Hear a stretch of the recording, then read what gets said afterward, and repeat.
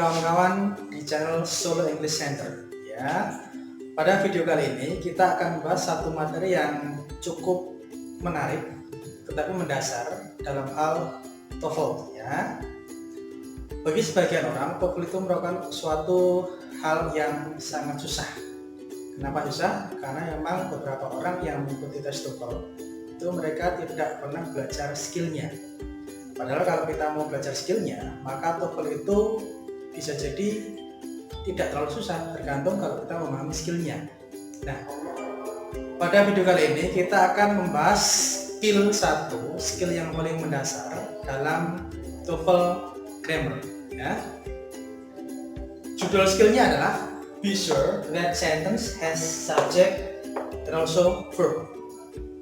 Nah, skill ini merupakan skill yang paling banyak digunakan dalam jenis soal tes TOEFL ya, dengan variasi-variasi soalnya tentunya ya. Nah, pada skill ini kita diberitahukan bahwa dalam TOEFL itu suatu kalimat itu harus ada subjek dan juga verbnya. Nah, apa itu subjek? Apa itu verb? Kalau belum tahu, bisa cek dulu pada video saya sebelumnya mengenai part of speech. Di sana sudah ada noun dan juga verb ya. Subjek itu diisi oleh noun atau kata benda, sedangkan verb juga diisi oleh verb. Bisa cek di video sebelumnya. Nah, di sini sebenarnya simpel sekali ya skillnya, bahwa sentence itu has subject and also verb. Nah, akan tetapi yang perlu diingat, kadang-kadang dalam tes TOEFL itu di sana ada pengecoh-pengecohnya. Kadang-kadang misalkan tipe-tipe soalnya adalah yang pertama, ada soal yang dia itu subjeknya dihilangkan. Atau yang kedua, ada soal yang verbnya itu dihilangkan. Misal yang subjeknya dihilangkan itu nanti kadang-kadang dalam pilihan jawabannya itu nanti bisa jadi keempat-empatnya itu adalah noun. Sedangkan noun tadi kan bisa mengisi posisi subjek ya. Kadang-kadang hanya dua, tapi di antara dua tersebut kita juga harus bisa memilih dengan tepat. Oleh karenanya di sini ada panduan untuk bisa memilih subjek mana yang digunakan untuk verb tertentu atau verb mana yang bisa digunakan untuk subjek tertentu. Oke, sekarang kita fokus kepada subjek dan juga verb. Dalam case kalimatnya itu adalah simple present tense. Kenapa? Karena dalam past tense verbnya itu semua subjek verbnya itu sama, semua pakai verb 2, entah itu regular atau irregular. Tetapi dalam kasus present tense verb itu yang digunakan berbeda-beda antara satu subjek dengan subjek yang lain. Nah, subjek yang kita ketahui biasanya adalah Dewi, Ayu, sama she, he, it. Yang paling mudah diingat adalah Dewi, Ayu, ora doyan es. Nah, artinya apa? Ketika kita ketemu dengan subjek they, oni, they, we, I, dan you, maka verbnya ini menggunakan verb 1 tanpa ada embel-embel apapun, maka disebut Dewi, Ayu, ora doyan es ya. Dewi, Ayu, ora doyan es. Nah, jangan cuma diingat-ingat saja, tapi nanti dipraktekkan. Berbeda dengan yang kedua, sisanya adalah she, he, it. Dia karena yang satu tadi udah ora doyan es, maka dia rebutan es. Artinya apa? Ketika penulisan verbnya, maka nanti di sini adalah verbnya itu ketambahan s. Misalkan begini, contoh kalimat ya. Contoh kalimat hapus dulu. Di sini saja.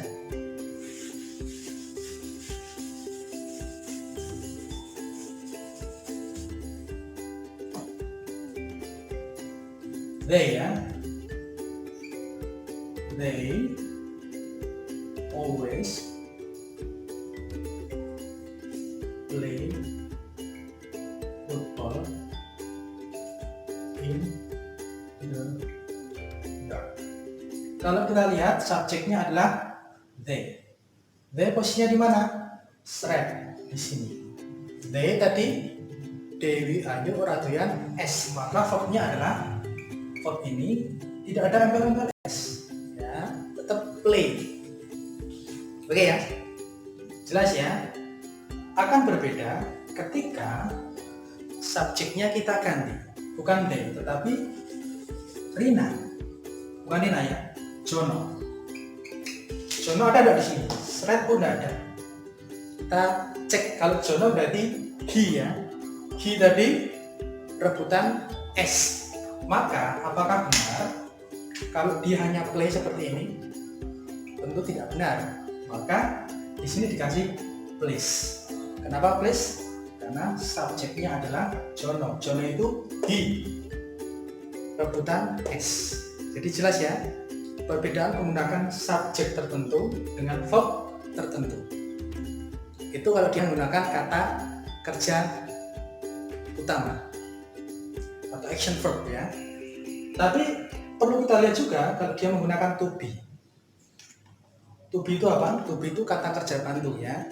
Kalau I, maka to be-nya am untuk present. Tapi kalau untuk past pakainya was. I was there. Nah, begitu ya.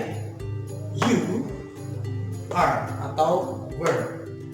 We are atau were. They presentnya are, pastnya adalah were. She is, pastnya is. He presentnya adalah is, pastnya adalah was. It presentnya adalah is, pastnya adalah was. Saya kira nanti kalau untuk contoh kalimatnya bisa dilihat di video saya yang lain ya. Sekarang kita masuk ke contoh soal jenis soal TOEFL ya. Kita lihat ini nomor 1. Pilihannya adalah bla bla bla was picked up for mile on the freeway. Pilihan jawabannya adalah yesterday, in the morning, traffic sama cars. Oke. Sekarang sebelum kita bahas, teman-teman baca sejenak, kemudian diangan-angan jawabannya apa, ya? Oke, sudah ya. Sekarang kita bahas. Di sini ada yang bolong. Nah, biasanya dalam suatu kalimat di awal kalimat biasanya ya itu adalah subjek. Apakah benar? Kita cek selanjutnya. Di sini ada was picked up. Ini adalah verb. Subjek, verbnya sudah ada, subjeknya hilang. Ya, maka yang perlu dilakukan adalah kita mencari pilihan jawaban yang memungkinkan untuk dia mengisi posisi subjek. Subjek tadi bisa diisi oleh noun, ya, kata benda. Oke, kita cek yesterday, apakah dia noun? Tentu tidak. Yesterday adalah keterangan waktu. In the morning, apakah dia noun? Tentu tidak. Dia juga keterangan waktu. Traffic itu apa? Kemacetan. Nah, kalau kita tidak terbiasa dengan bahasa Inggris, kita akan bingung. Traffic itu jangan-jangan maksudnya dia noun atau bukan. Ternyata traffic adalah noun. Cars, dia noun atau bukan? Mobil banyak, ternyata dia juga. Nah, dari pilihan jawaban ini yang memungkinkan dipilih, ini jelas salah, ini jelas salah. Yang memungkinkan dipilih hanya 2, traffic sama cars. Akan tetapi, kan tidak mungkin kita pilih dua-duanya ya. Maka kita perlu kembalikan ke bentuknya. Tadi kembali ke sini. Seret. Ini adalah was. Ini adalah was. Nah, traffic sama cars ternyata di sini tidak ada, ya. Maka kita ganti dengan kata gantinya. Traffic, karena dia tidak pakai apa-apa, maka kata gantinya adalah it. Sedangkan cars, dia berarti jamak, kata gantinya adalah they. Kita cek di kesini. They pakainya seret antara are atau were. Sedangkan it seret bisa is atau was. Nah, maka cetak, maka jelas ya, dari kedua pilihan jawaban ini yang bisa masuk adalah yang traffic. Jadi jawaban yang paling tepat adalah traffic. Oke, itu satu contoh. Nanti akan pada video selanjutnya akan kita bahas contoh lain.